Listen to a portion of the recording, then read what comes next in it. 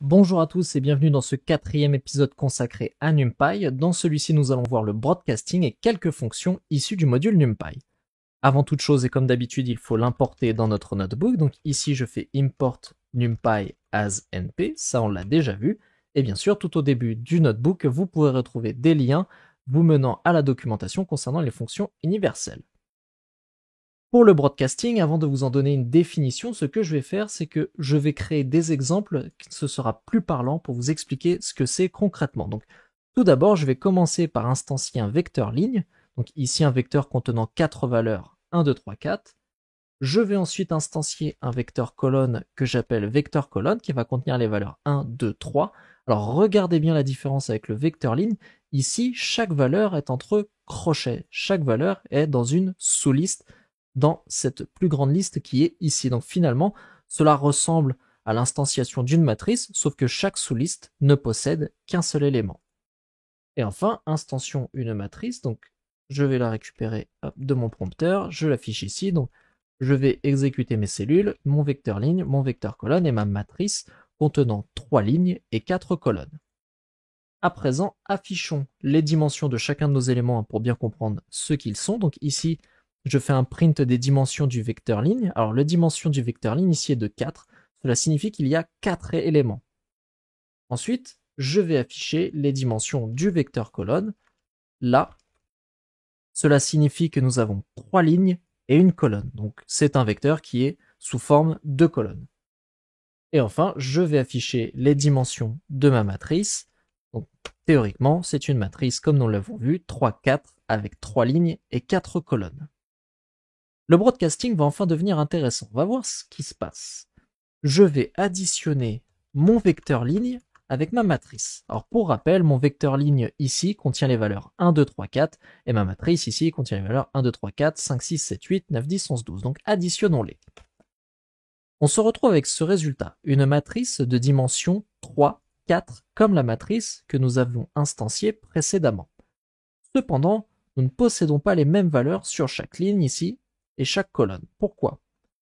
Ce qui s'est passé, c'est que notre ligne ici 1, 2, 3, 4 s'est vue additionner avec les valeurs de notre vecteur ligne. Donc cela a fait 1 plus 1 et ça nous a donné 2. Cela a fait 2 plus 2, ça a donné 4. Cela fait 3 plus 3, ça a donné 6. Et cela fait 4 plus 4, ça a donné 8. Mais ce qui s'est passé, c'est que cette addition s'est également opérée sur la deuxième ligne et sur la troisième ligne. Alors, ce qu'a fait NumPy, c'est que notre vecteur ligne ici, eh bien NumPy l'a transformé en une matrice 3, 4. C'est-à-dire qu'elle a multiplié cette ligne pour qu'elle soit disponible en 3 fois dans une matrice, et tout simplement, ensuite, NumPy a fait une addition de matrice à matrice. Donc imaginez, là, avec le broadcasting, notre vecteur ligne est devenu une matrice qui était 1, 2, 3, 4, 1, 2, 3, 4, 1, 2, 3, 4. Ça s'appelle le broadcasting. C'est quand, pour effectuer une opération avec des éléments qui ne possèdent pas les mêmes dimensions, eh bien NumPy corrige les dimensions d'un des éléments pour que les deux éléments possèdent la même dimension et qu'ensuite un calcul puisse être effectué. Là, le changement de dimension s'est opéré sur notre vecteur ligne qui s'est transformé du vecteur 1, 2, 3, 4 en vecteur 1, 2, 3, 4, en deuxième ligne 1, 2, 3, 4 et en troisième ligne 1, 2, 3, 4. Et ensuite, chaque ligne a été additionnée une à une avec les valeurs. Donc ça s'appelle le broadcasting et il y a énormément de fonctions sur NumPy qui utilisent ce procédé pour pouvoir justement procéder à des calculs entre les ND arrays. Donc, ce que je vous explique ici, le vecteur ligne est converti en une matrice de dimension 3, 4 ressemblant à ceci. NP array 1, 2, 3, 4, 1, 2, 3, 4, 1, 2, 3, 4. Et ensuite, chaque ligne de la matrice est additionnée avec le vecteur ligne. L'opérateur plus est l'équivalent de la méthode np.add qui permet de faire un broadcast des ND arrays de dimensions différentes. Donc ici, effectivement, on peut utiliser la méthode provenant de NumPy add, donc np add, et faire vecteur ligne en premier paramètre matrice. Et là, ça fait le même résultat que précédemment, une addition, ça a additionné notre vecteur ligne avec notre matrice, et pour que l'addition ait lieu, notre vecteur ligne a été broadcasté en une matrice. Donc, Cela donne le même résultat. Lorsque l'on effectue un broadcast, l'une des dimensions des deux ND-arrays doit être similaire pour que celui-ci ait lieu. Donc ici, si notre vecteur ligne ne possédait pas pile 4 colonnes comme notre matrice, le broadcast ne marcherait pas. Le broadcast, ici, si je fais 1, 2, 3, 4, 5, que j'exécute ma cellule et que je retente ma méthode add, ici, vous voyez qu'il n'y a pas pu avoir de broadcast entre les dimensions 5 et les dimensions 3, 4. Donc cela n'a pas fonctionné. Donc il faut au moins une dimension commune aux deux éléments pour que le broadcast puisse avoir lieu. Ici, la dimension commune, c'est que notre vecteur ligne et notre matrice possèdent tous les deux 4 colonnes. Alors on peut additionner le vecteur colonne et la matrice. Ici, je fais np.add vect colonne matrice. Et là, vous voyez, on se retrouve encore une fois avec une matrice 3 par 4, donc 3 lignes et 4 colonnes, sauf que cette fois-ci, l'addition s'est opérée colonne par colonne. Donc nous avions ici dans notre vecteur colonne 3 colonnes, donc 1, 2, 3. Donc ici, tous les éléments de la première colonne, enfin tous les éléments de la première ligne ont été additionnés par 1, tous les éléments de la deuxième ligne ont été additionnés par 2, et tous les éléments de la troisième ligne ont été additionnés par 3. Ce qui nous donne ici 1 plus 1, eh bien cela donne 2. Ensuite, nous avions... je ne l'ai pas affiché de quelque part la matrice, hop, on va l'afficher ici. Donc nous avions 5 plus 2, cela donne 7, et 9 plus 3, cela donne 12. Donc là, l'opération, l'addition s'est faite dans l'autre sens, et donc comme notre vecteur colonne possédait le même nombre de lignes que notre matrice, cette fois-ci, le broadcast s'est effectué sur les colonnes, c'est-à-dire que la colonne a été multipliée 4 fois pour pouvoir procéder à cette addition. Autrement dit, le broadcast du vecteur colonne l'a transformé en une matrice où chaque colonne contenait les valeurs 1, 2, 3. Cela veut dire que nous avions une ligne de 1, une ligne de 2 et une ligne de 3. Alors, je peux vous afficher comment il est devenu. Hop. Je vais l'appeler broadcast call. Lorsque notre vecteur colonne a été broadcasté, nous avions ceci. 1, 1, 1, 2, 2, 2, 3, 3, 3. Comme ceci. Hop, il faut mettre les crochets autour. On va l'afficher. Voilà, il a été broadcasté comme ceci. Donc nous avions notre vecteur colonne 1, 2, 3. Et pour pouvoir procéder à l'addition avec notre matrice 3 par 4, notre vecteur colonne a été broadcasté comme ceci. Ok. Alors, quelles sont les règles à respecter pour le broadcasting? Il y en a 3. Celles-ci sont indiquées dans la documentation de NumPy.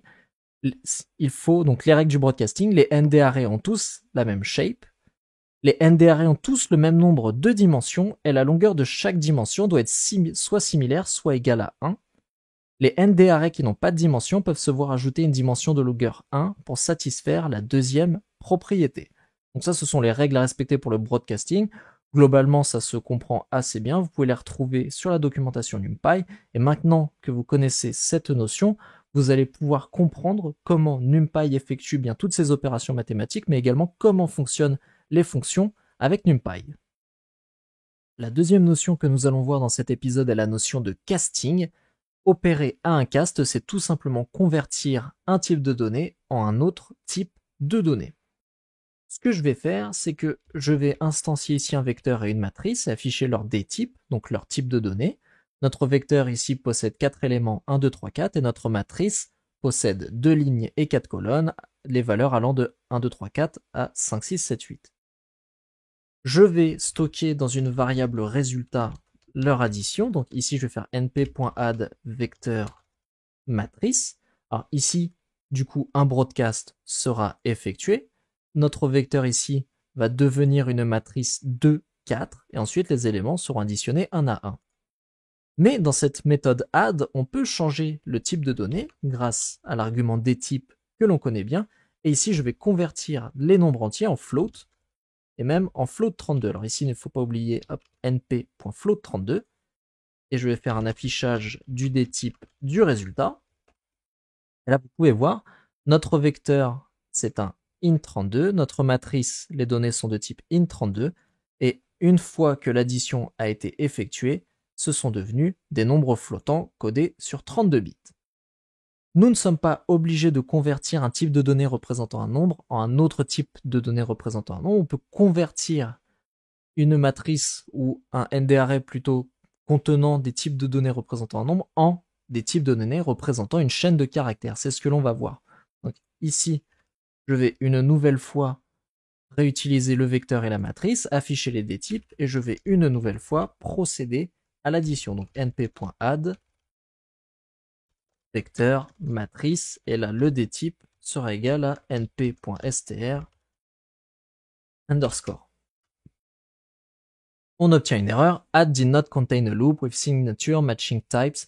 Alors, pourquoi a-t-on obtenu une erreur? Eh bien, c'est très simple, c'est que la conversion s'effectue avant l'addition. Donc, ce qu'a fait NumPy, c'est qu'il a converti le vecteur et la matrice, qui sont des ND-arrays contenant des objets de type int, en des ND-arrays contenant des objets de type str, donc des chaînes de caractères, et ensuite il a essayé d'opérer à une addition. Et bien évidemment, ça n'a pas fonctionné puisqu'on ne peut pas faire d'addition entre des éléments qui sont des chaînes de caractères. Donc tout simplement, il lève une erreur pour nous expliquer qu'il n'a pas réussi à le faire. Donc faites bien attention lorsque vous faites des conversions sur vos types de données, quand vous utilisez l'argument dtype sur des méthodes provenant de NumPy qui vont opérer à des modifications sur des ND-arrays, puisque des fois, sur certaines méthodes, même quasiment sur l'intégralité, ce sont ici les ND-arrays présentent un argument qui se verront tout d'abord castés en un autre type avant que l'opération soit effectuée. Donc ça, faites très attention. Nous allons voir comment utiliser une fonction sur un axe donné. En effet, il est possible d'utiliser une fonction soit seulement sur les colonnes, soit seulement sur les lignes. Alors ici, je vais faire venir encore une fois ma matrice.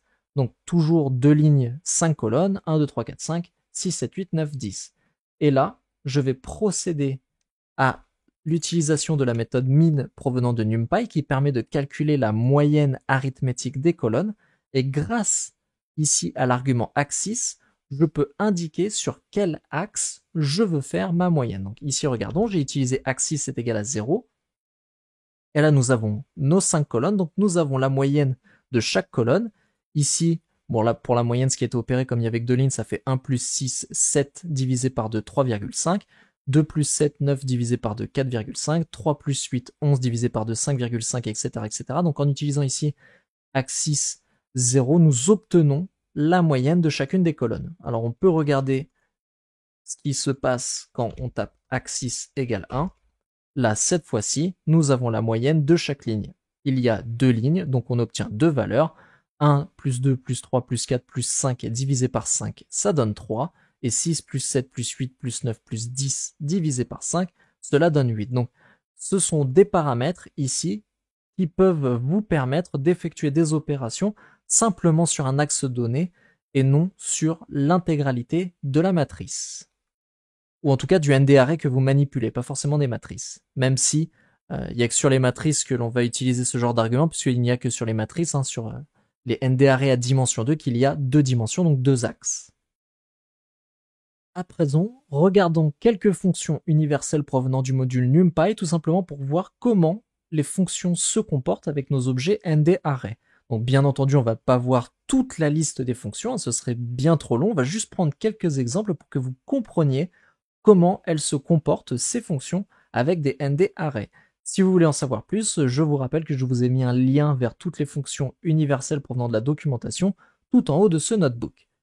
On va débuter avec la fonction négative. Donc la fonction négative inverse le signe de tous les éléments d'un ND-array. Donc débutons par un scalaire. Je vais instancier le scalaire A1 qui va être tout simplement le chiffre 3, donc mp.array3. Et là, je vais faire appel à la méthode np-négative et lui donner A1. Mon 3 est devenu moins 3. Et si j'avais mis moins 3, cela serait devenu 3. Que se serait-il passé si nous avions passé un nombre complexe, 3 plus 5j. Et là, vous voyez que tous les signes ont été changés. On obtient moins 3, moins 5j. Ok. En ce qui concerne un vecteur, donc ici, je vais faire v1 est égal à np.array. Et ici, je vais passer moins 3, moins 2, moins 1, 0, 1, 2, 3. Donc, regardons ce qui se passe quand on utilise la méthode négative. Je vais passer v1 en paramètre. Et là, vous voyez que le moins 3 est devenu un 3, le moins 2 est devenu un 2, le moins 1 est devenu un 1, le 0 est devenu un 0, le 1 est devenu un moins 1, le 2 est devenu un moins 2, et le 3 est devenu un moins 3. Donc, tous les signes de tous les éléments ont été inversés, les moins sont devenus des plus, et les plus sont devenus des moins, et bien entendu, le 0 est resté un 0. Pour une matrice, donc je vais instancier M1, np.array ici. Alors, on va faire une matrice 3, 3, donc 1, 2, 3, 4, 5, 6, et on va mettre quelques nombres négatifs quand même, moins 1, moins 2, moins 4. Hop. On va faire appel à np négatif, et ici je vais mettre M1, et là, 1, 2, 3, c'est devenu moins 1, moins 2, moins 3, 4, 5, 6, c'est devenu moins 4, moins 5, moins 6, et moins 1, moins 2, moins 4, c'est devenu 1, 2, 4. Ok, donc ce que l'on comprend, c'est que notre fonction s'opère sur tous les éléments de nos ND-arrays, que ce soit un ND-array de dimension 1, de dimension 2, cela fonctionne également sur les ND-arrays de dimension 0, à savoir les scalaires. Ok. La fonction power. Alors la fonction power, le ND-array passé en premier paramètre est mis à la puissance du ND-array passé en second paramètre. Donc ici, je vais copier-coller le premier exemple. Nous avons un scalaire qui est le chiffre 3, nous avons une puissance qui est le chiffre 3, et donc on va calculer 3 puissance 3. Cela nous donne 27. Ok. 3 puissance 3, effectivement, ça fait 27. 3 fois 3, ça fait 9. Et encore multiplié par 3, cela donne 27. Maintenant, regardons ce qu'il se passe quand on effectue la fonction power entre un vecteur et un scalaire. Donc ici, mon vecteur contient les valeurs 1, 2, 3, 4, 5, 6, 7, 8, 9, 10. Et ma puissance est de 2. Donc on va mettre ici le vecteur en premier paramètre et la puissance en second paramètre. J'exécute et là vous voyez que ici le 1 est resté à 1, le 2 est devenu 4, donc 2 puissance 2, 3 est devenu 9, donc 3 puissance 2, 4 est devenu 16, donc 4 puissance 2, etc. etc. Donc on constate que tous les éléments du vecteur ont été passés à la puissance 2. Un vecteur et un vecteur. Regardons ça. Je vais copier ici mes vecteurs et l'autre vecteur, et enfin la méthode power. Donc ici nous avons un premier vecteur dont tous les éléments vont être mis à la puissance des éléments du second vecteur contenus dans la variable puissance. Donc regardons. Alors cela a fait 1 puissance 1, cela nous a donné 1, 2 puissance 2, cela nous a donné 4, 3 puissance 1, cela nous a donné 3, 4 puissance 2, cela nous a donné 16, 5 puissance 1, ça a donné 5, 6 puissance 2, ça a donné 36, etc. etc. Donc ce que l'on constate, c'est que les puissances se sont effectuées élément par élément, conjointement, sur les deux vecteurs. Ok ? À présent, regardons une matrice et un scalaire. Donc ça, je pense que ça va commencer à devenir un petit peu évident. Ici, nous avons une matrice 3, 3 contenant la valeur 1, 2, 3, 4, 5, 6, 7, 8, 9. Et nous avons une puissance ici qui est un scalaire, le chiffre 3. Regardons ce qu'il se passe. Alors, le 1 est resté 1, le 8, c'est tout simplement 2 puissance 3, 27, c'est 3 puissance 3, 64, c'est 4 puissance 3, 125, c'est 5 puissance 3, etc., etc. Donc, on constate que tous les éléments de notre matrice ont été mis à la puissance 3.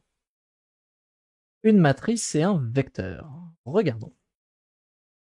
Hop, je copie-colle ici. Donc, on a le vecteur 1, 2, 3 et la même matrice qu'au-dessus avec les valeurs 1, 2, 3, 4, 5, 6, 7, 8, 9. Regardons. Donc nous avons 1, 4, 7. Donc ici 1 puissance 1, 2 puissance 2 qui donne 4, 3 puissance 3 qui donne 27. Ce qui s'est passé, c'est que notre vecteur a subi un broadcast et il a été transformé en matrice 3, 3. Toutes les lignes contenaient les valeurs 1, 2, 3 et ensuite les valeurs ont été mises à la puissance conjointement sur chaque colonne. Donc ici, tous les éléments qui étaient à l'indice 0 des colonnes se sont vus mis à la puissance 1. Tous les éléments qui étaient à l'indice 1 des colonnes ont été mis à la puissance 2. Tous les éléments qui étaient à l'indice 2 des colonnes ont été mis à la puissance 3. Donc ici on a 3 puissance 3, 6 puissance 3 et 9 puissance 3. Là on a 2 puissance 2, 5 puissance 2 et 8 puissance 2. Et là on a 1 puissance 1, 4 puissance 1 et 7 puissance 1.